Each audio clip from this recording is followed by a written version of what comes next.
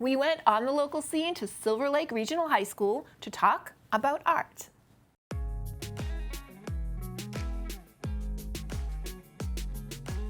One of the really nice things about bringing a guest artist in is that they can see lots of different ways to make a career as an artist. We've had jewelers come in, we've had people that are in STEM or STEAM doing sort of light-related art. We've had people that are printmakers and they print t-shirts and clothing and books and all kinds of stuff. And it's great for kids to see that there's lots of different ways that you can make a living at any area, whether it be visual arts or theater or even science. My background in art was that I went to art school, but I graduated later in life at 30. I had gone to Catholic school and we never had art, so it wasn't something that I knew that I was good at until later when I was majoring in history and had kind of a circuitous path that brought me to work in galleries and museums and start painting myself. I come from a background of artists, and so it was a very logical path when you look at it backwards. But I think it taught me that to be successful in art, you have to have your hands in many different areas. And I've had good conversations with a lot of the students during these few days about how to be successful in art. And you need to be very creative, not just as you paint, but as you find ways to make a living. Gouache, which is what this workshop has been about, is opaque watercolor. And it's a really forgiving medium and wonderful to do on location, but also wonderful to do smaller works that are studies. So I might say, oh, here I am, but it's a rainy, awful day, and so I want to make changes. And so I can make the sky a different color, or imagine if this were a nighttime scene, how would that change of light impact what I am doing? And so as I've done demonstrations for the students during these 2 days, I've asked, okay, so now you see what it looks like as a painting looking exactly like the reference, but now offer what color do you think the sky should be? I really liked learning about a new material.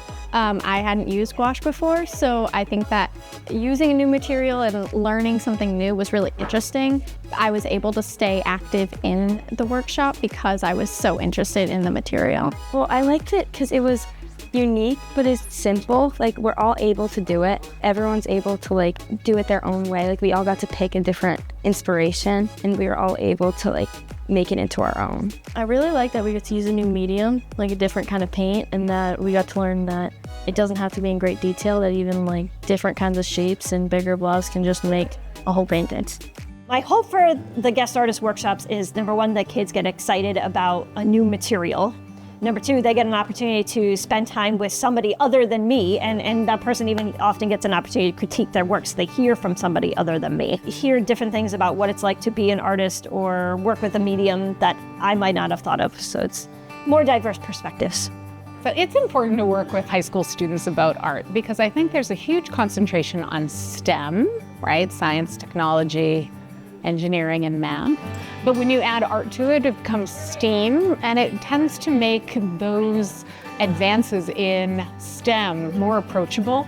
Like, we know that Apple computers might be very successful because of their very friendly interface and how when you pick up an iPad, you just know how to use it, and that's because an artist was involved.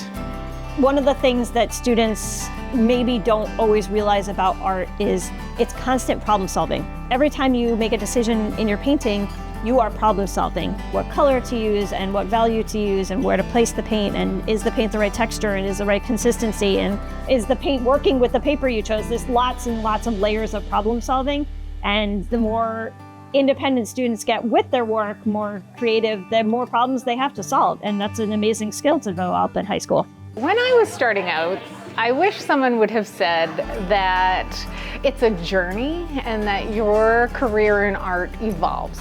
You don't start painting, put a painting somewhere, and then people come to you. It's kind of this exploration of how do I find the people who want my art? How do I continue to make my art interesting to myself and others, and to keep all those doors open?